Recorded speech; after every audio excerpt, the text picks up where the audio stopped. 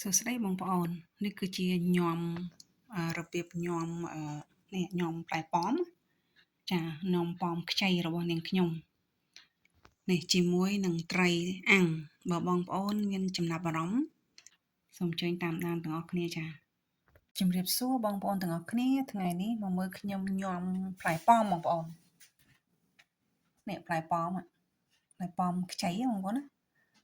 ចាខ្ញុំចិតសបកចេញទៅហើយខ្ញុំកោសបានប៉ុណ្ណេះវារៀងខ្មៅតិចតិចដែរចាប៉ុន្តែពេលយើងញាំទៅអីផ្លែប៉ោមខ្ចីបងប្អូនចាញាំជាមួយត្រីអាំងហើយនេះធ្វើទឹកត្រី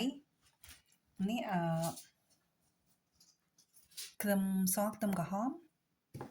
ខ្ញុំចាក់ទឹកត្រីចូលបន្តិចអត់ដាក់ច្រើនទេបងប្អូនខ្លាចប្រៃហើយខ្ញុំដាក់ស្ករនេះចូលបន្តិចចា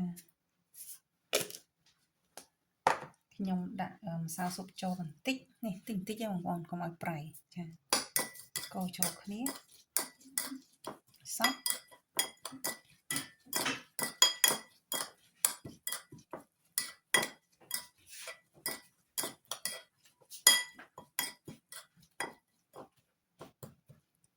បន្ទាប់មកខ្ញុំចាក់ចូលនៅលើស្វាយរបស់យើងប៉ុណ្ណឹងគឺល្មមបងប្អូនកុំឲ្យប្រៃដាក់ទឹកត្រីបន្តិចទេ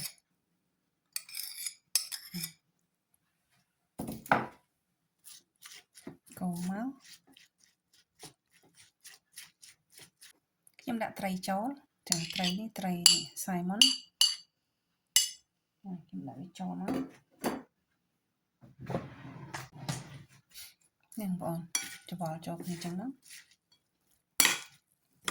បើគិតទៅ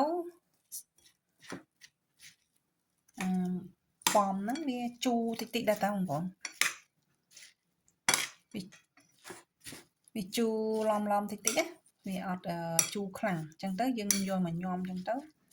គឺវាឆ្ងាញ់ចាមិនចាញ់អស់ទៅណា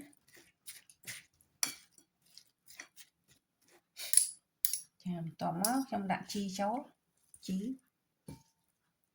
ជីបងប្អូនដាក់តាមចំណង់ចំណូលចិត្តមានជីអីខ្ញុំដាក់នឹងបងប្អូន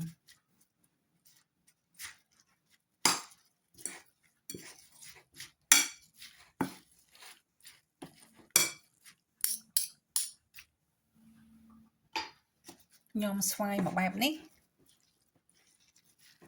ឆ្ងាញ់បងប្អូនខ្ញុំដូចស្វាយខ្ញុំឧបកិច្ចថាស្វាយបងប្អូនណាតែផ្លែប៉ោមឯងដូចខ្ញុំជម្រាបអញ្ចឹងនេះផ្លែប៉ោមចានេះដាក់ចិត្តហ្នឹង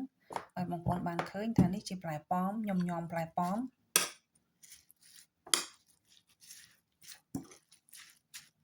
ហើយវិធីងាយទេចិត្តទៅសបកចេញហើយយើងកោសមក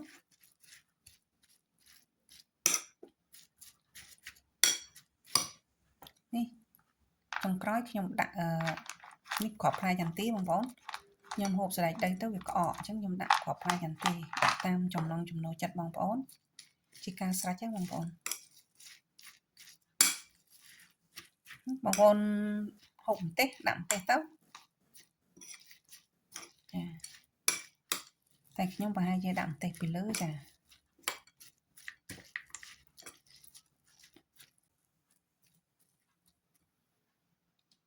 យើងបានរួចរាល់ហើយបងប្អូនដល់ទីបញ្ចប់ហើយសូមអរគុណបងប្អូនទាំងអស់គ្នាដែលបានតាមដានវីដេអូរបស់នាងខ្ញុំតាំងពីដើមរហូតដល់ចប់